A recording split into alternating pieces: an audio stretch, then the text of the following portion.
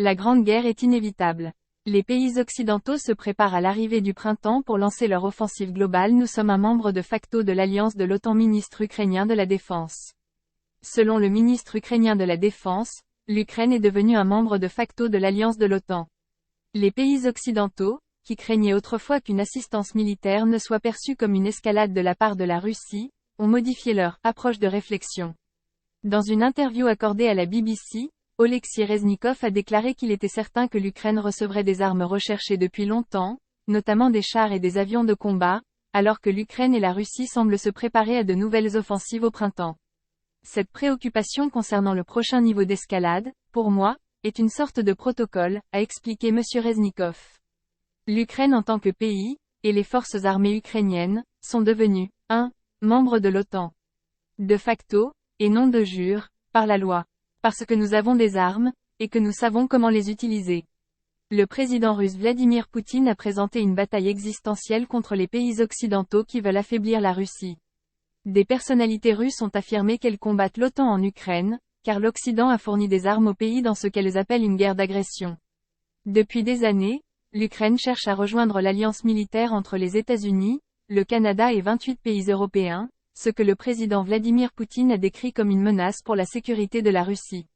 Le président ukrainien, Volodymyr Zelensky, a fait pression pour une adhésion rapide, mais il n'est pas certain que les membres de l'Alliance envisagent sérieusement une adhésion à part entière, même après la fin de la guerre, malgré les promesses de soutien. L'article 5 du traité de l'OTAN stipule qu'une attaque armée contre un membre doit être considérée comme une attaque contre tous.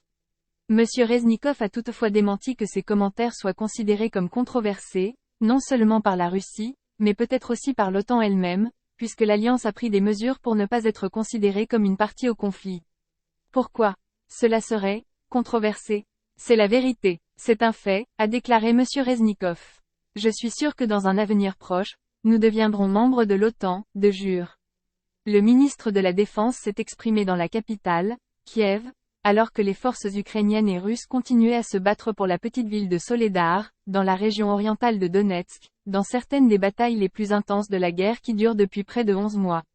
L'offensive russe est menée par le groupe mercenaire Wagner, dont le fondateur, Evgeny Prigozhin, allié de longue date de Poutine, est devenu un critique virulent des performances de l'armée russe en Ukraine.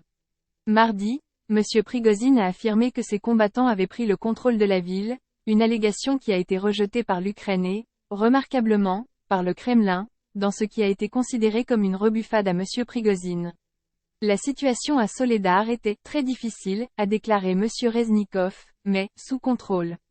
Il a déclaré que les combattants Wagner étaient utilisés dans des attaques, vague après vague, entraînant un nombre élevé de morts, et que M. Prigozhin était intéressé par les avantages économiques possibles de la prise de la ville, qui abrite les plus grandes mines de sel d'Europe. Rapporte BBC. Si ce sujet vous intéresse, n'oubliez pas de laisser votre avis en commentaire. Abonnez-vous et activez la cloche de notification pour être toujours informé lors de la publication de nos prochaines vidéos.